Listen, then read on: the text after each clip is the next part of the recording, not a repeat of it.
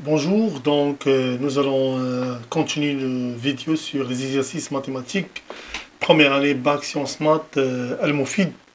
Donc exercice numéro 2, on nous demande de démontrer que soit f une fonction sur x carré définie par la formule suivante. F de x plus y égale f de x fois f de y.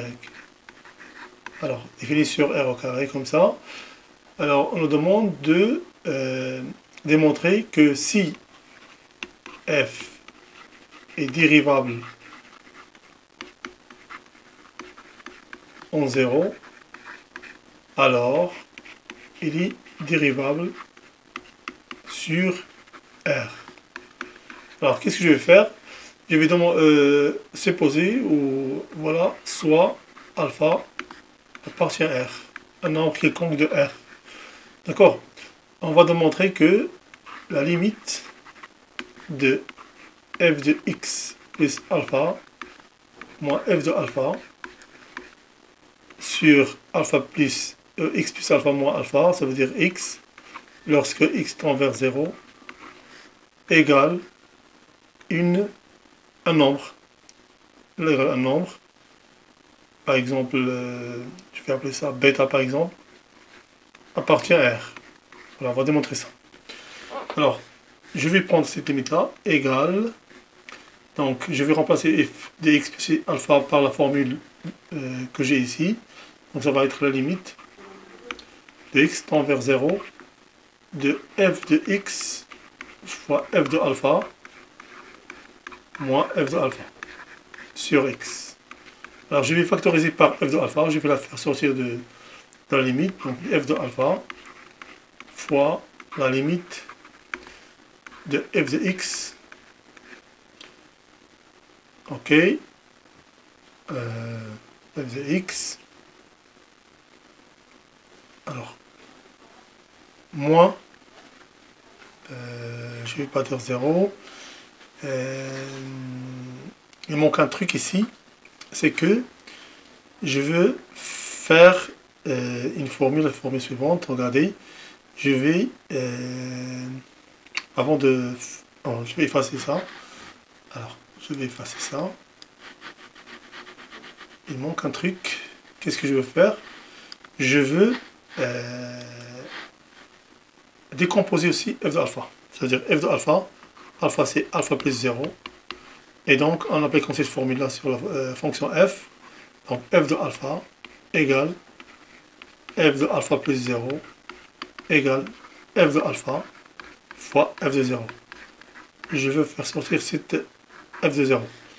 Alors donc, je reviens à la limite, donc ça va être limite de f de x fois f de alpha moins f de alpha qui est f de alpha fois f de 0 divisé par x lorsque x tend vers 0 égale, je vais maintenant factoriser par f de alpha. Donc f de alpha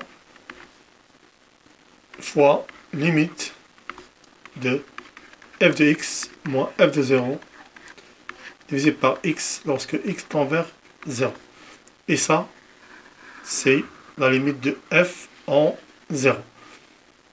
Pardon, c'est la dérivée de x de f en 0. Donc si f est dérivable en 0, alors supposons que, maintenant, on va